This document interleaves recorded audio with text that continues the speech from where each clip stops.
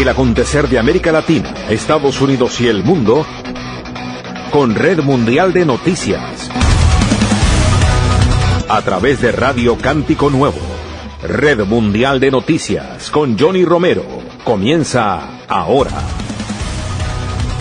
Hola, ¿qué tal? Aquí está la información en Red Mundial de Noticias. Aquí están los titulares de las más importantes noticias ocurridas en el mundo hasta este momento. Petro propone que investidura de las Priella como presidente de Colombia sea en Miami. Ejército de Estados Unidos concluye su misión de apoyo en Venezuela tras los terremotos. Brasil llama a consultas a su embajador en Argentina tras los insultos de Milei contra Lula. Juan Orlando Hernández, el presidente de Honduras, que retorna a su país tras haber sido condenado e indultado en Estados Unidos. Detienen en México a 6 miembros de los Deltas, el brazo armado del Cártel Jalisco Nueva Generación. Díaz-Canel acusa a Estados Unidos de prácticas nazis y de tratar de apropiarse de todo el país. El ICE revisa sus protocolos de reclutamiento tras muertes de migrantes en Estados Unidos. Irán suspende ataques y Trump da un margen al diálogo de paz. Aquí están las noticias. Teherán. Irán y Estados Unidos suspendieron hoy sus ataques y dieron un respiro a la navegación y la industria petrolera en el Golfo, mientras el presidente Donald Trump ha dado un poco de margen a la vía diplomática con Teherán, según un representante de la ONU. Irán anunció la pausa en sus bombardeos de retaliación contra aliados de Estados Unidos en el Medio Oriente, tras pasar una segunda noche sin bombardeos.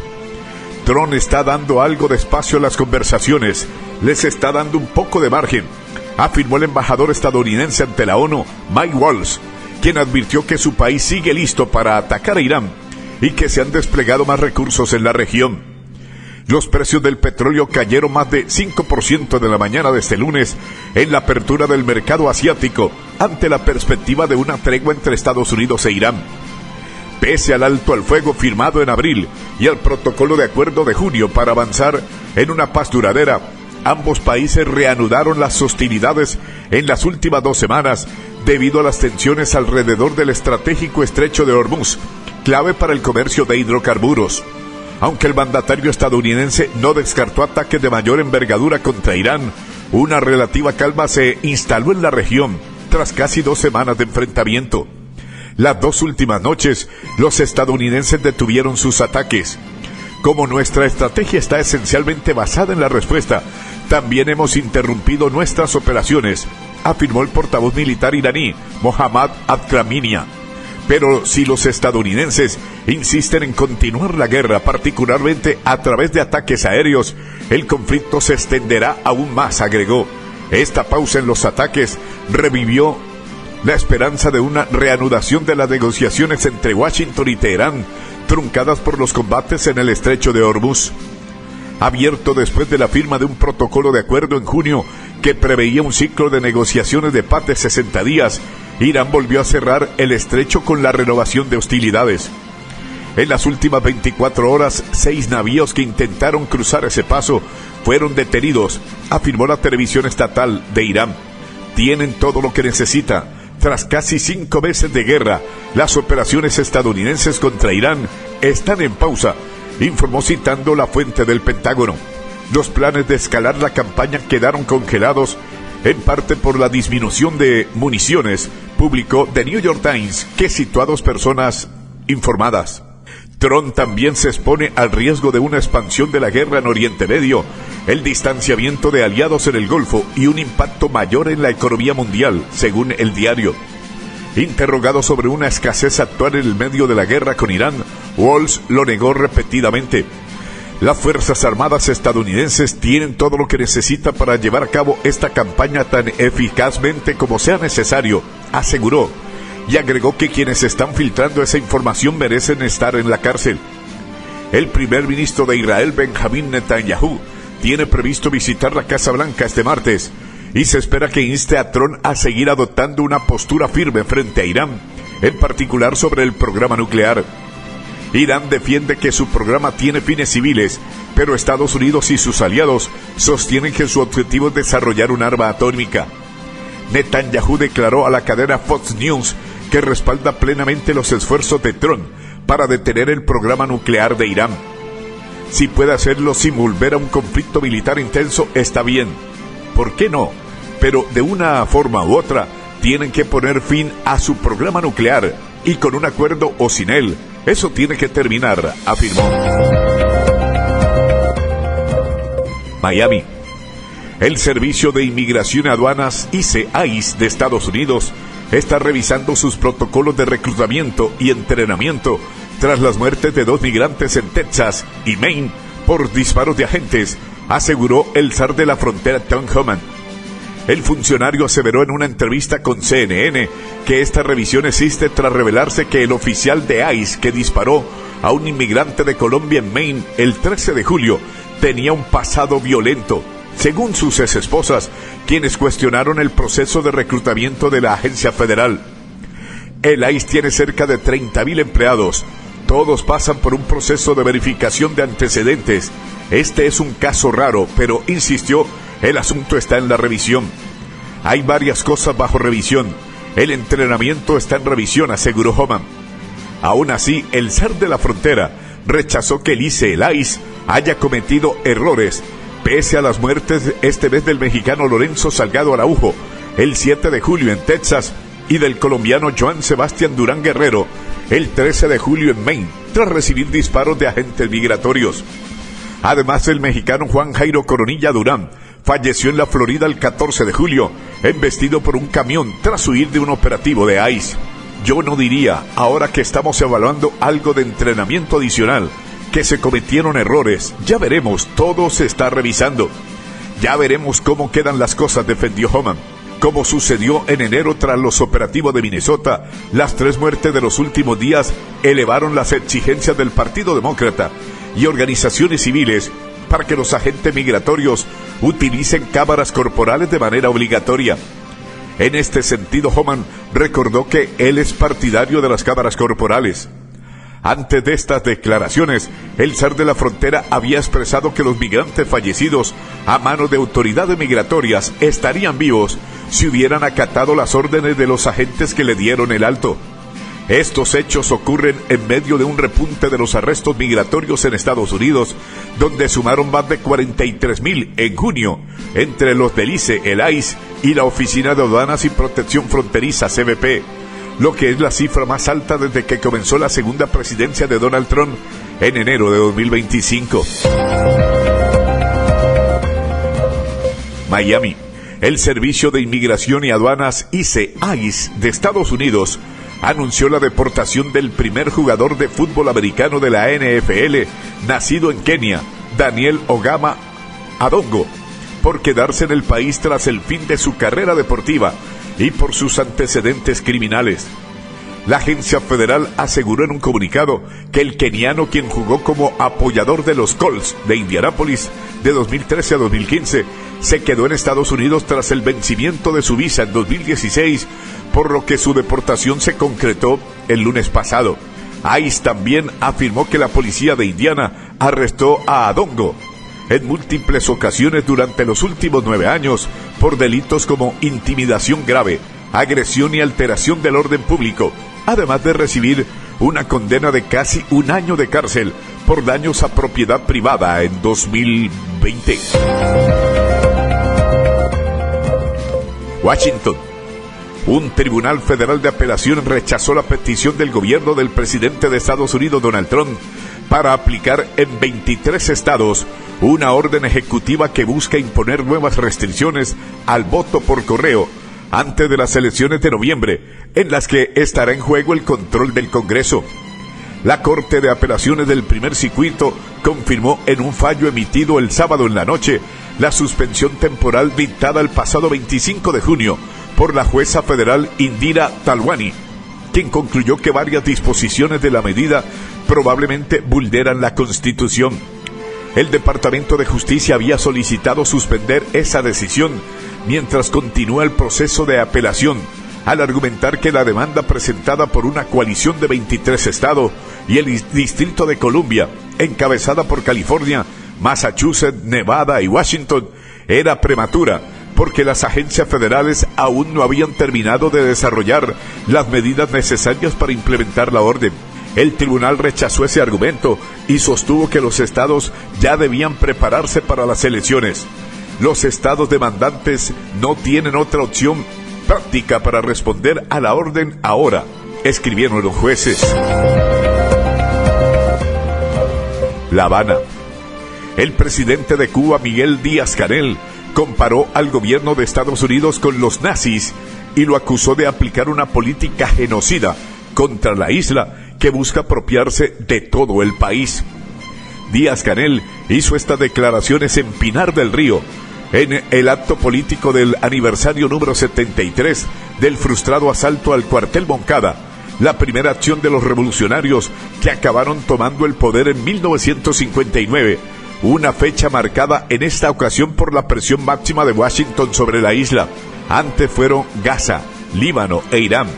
Hoy es Cuba.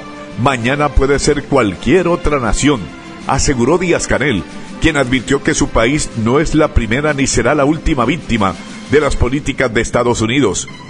A su juicio, los funcionarios del Departamento de Estado, expertos en redactar sanciones, hacer listas e inventar pretextos, son una versión moderada de los redactores de edictos y bandos militares que tanto se hicieron temer y odiar en los oscuros tiempos medievales y en las ocupaciones nazis en la Segunda Guerra Mundial.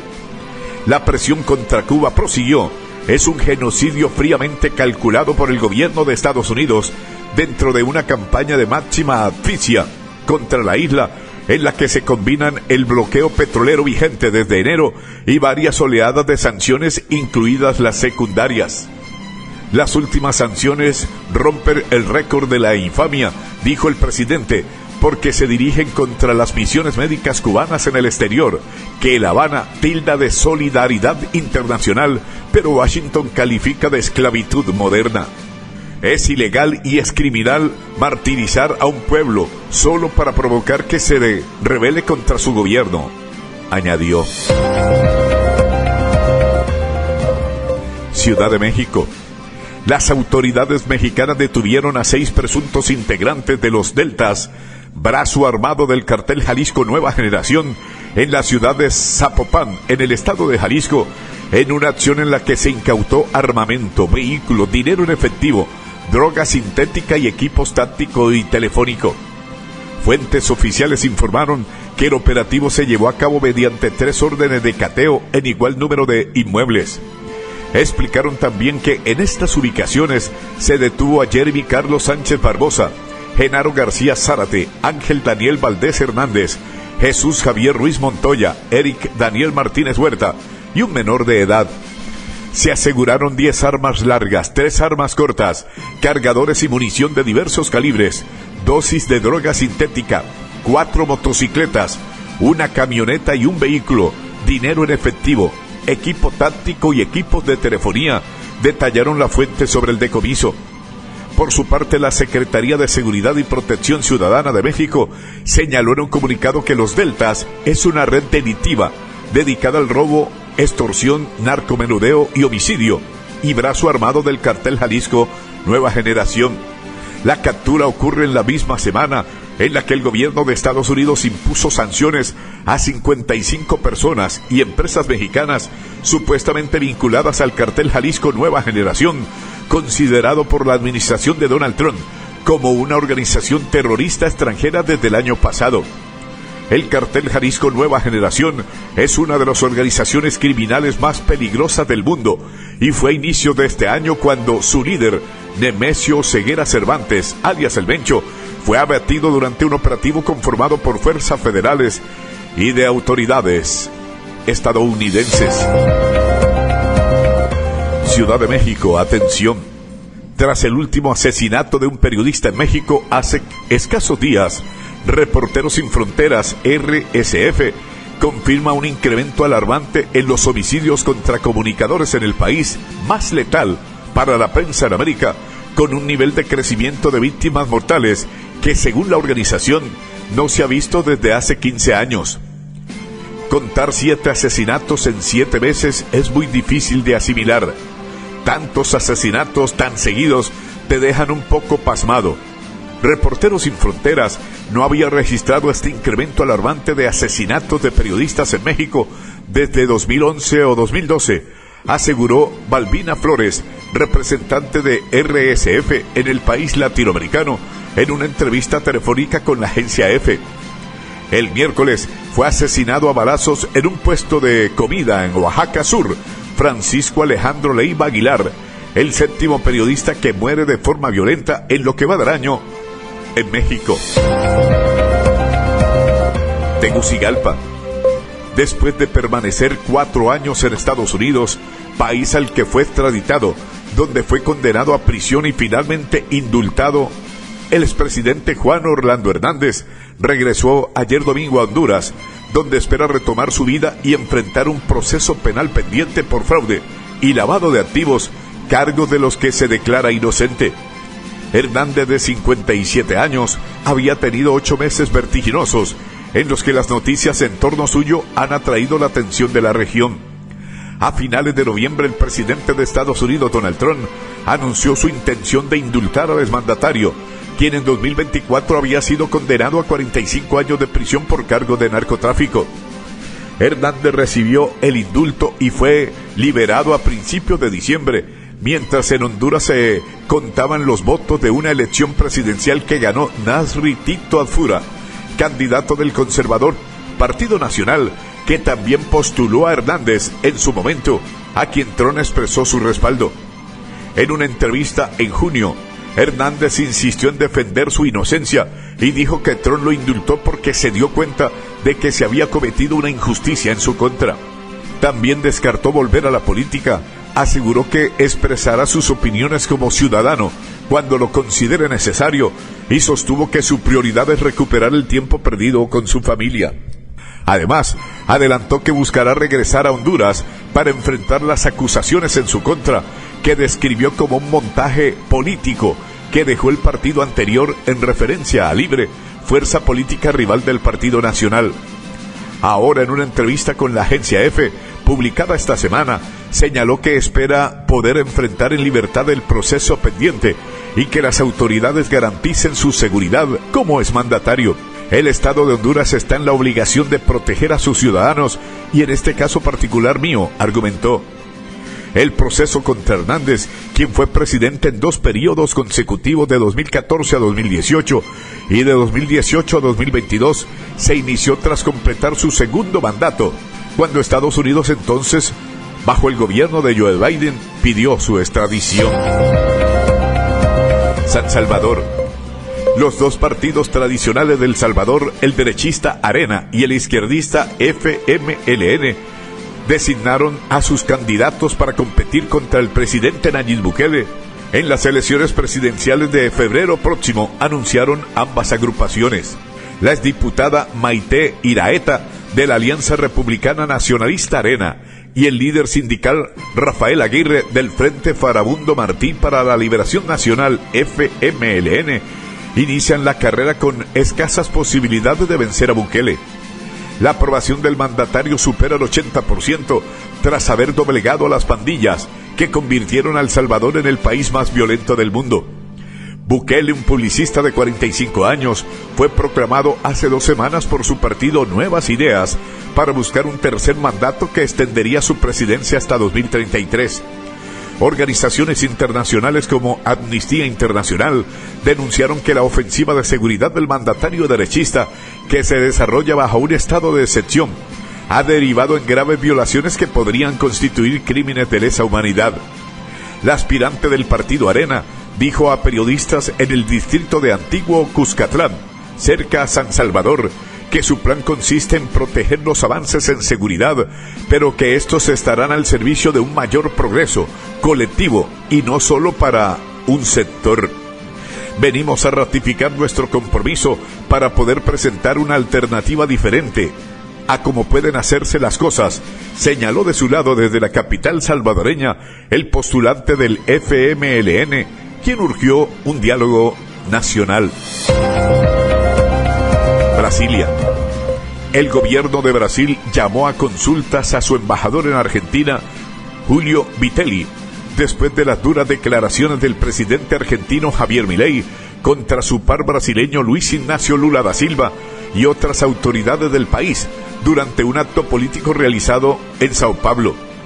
La medida fue confirmada por un portavoz de la Cancillería brasileña, quien dijo que el embajador fue llamado a consultas por los insultos del presidente Milei durante el evento.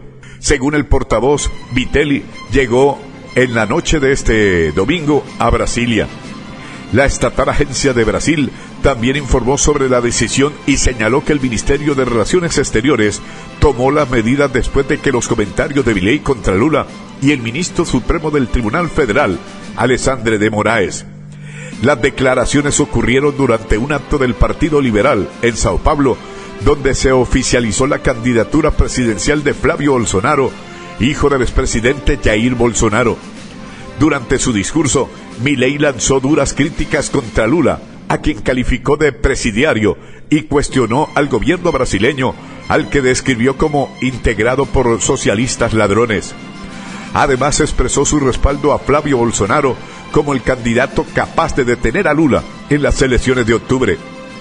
El presidente argentino también cuestionó a de Moraes, luego de afirmar que el magistrado le había negado el pedido para visitar a Jair Bolsonaro, quien cumple una condena de 27 años y 3 meses de prisión por tentativa de golpe de Estado, intentar derogar por la fuerza el orden democrático de Brasil, atentar contra instituciones del Estado y causar daños a bienes públicos protegidos durante el asalto de sus seguidores a edificios gubernamentales el 8 de enero de 2023.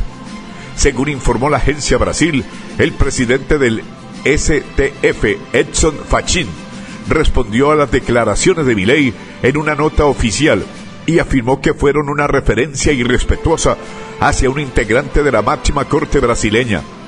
Fachin agregó que este tipo de manifestaciones no son compatibles con la civilidad que debe caracterizar las relaciones entre los estados. Miami.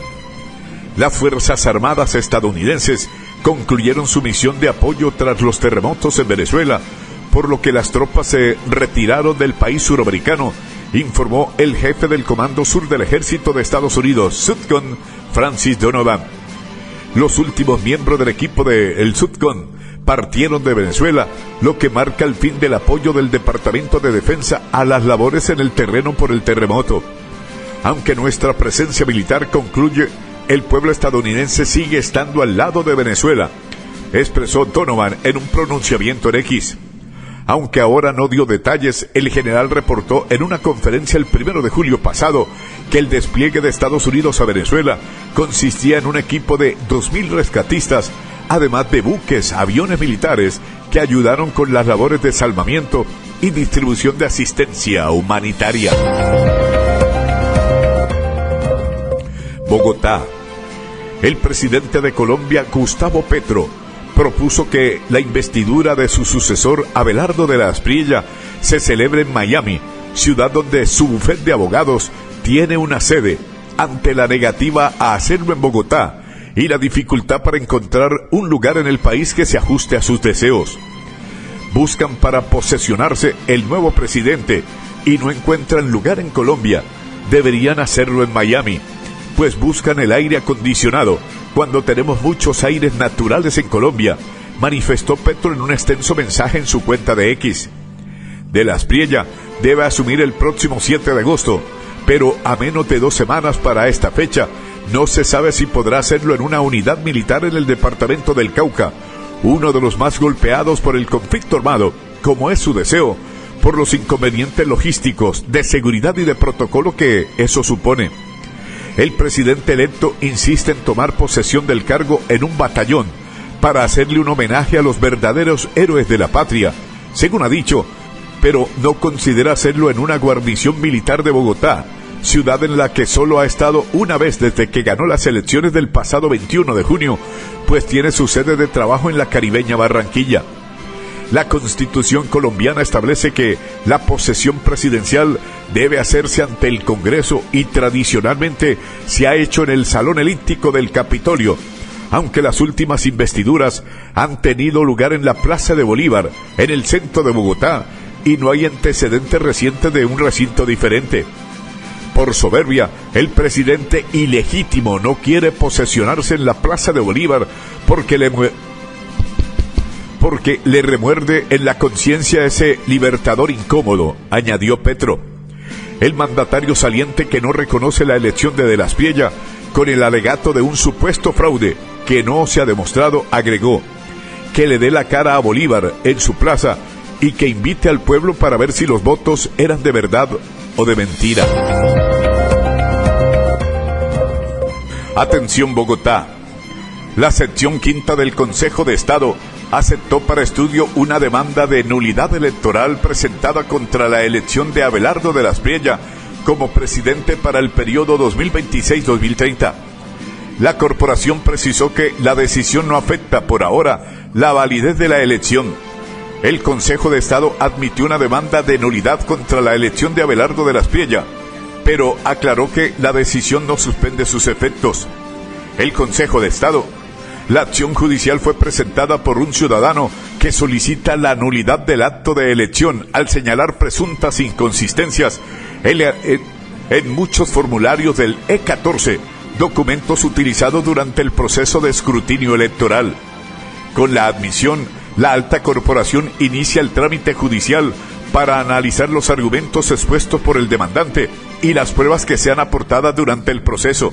La corporación deberá escuchar a las partes involucradas, practicar las pruebas que considere pertinentes y posteriormente emitir una sentencia en la que determine si existen o no razones para declarar la nulidad de la elección. Amigos oyentes, por el día de hoy llegamos al final de Red Mundial de Noticias. Mi amigo personal Federico Santiago y Johnny Romero les acompañamos. Les invitamos mañana a nuestra emisión diaria de noticias. Feliz inicio de semana para todos. Hasta pronto. Bye.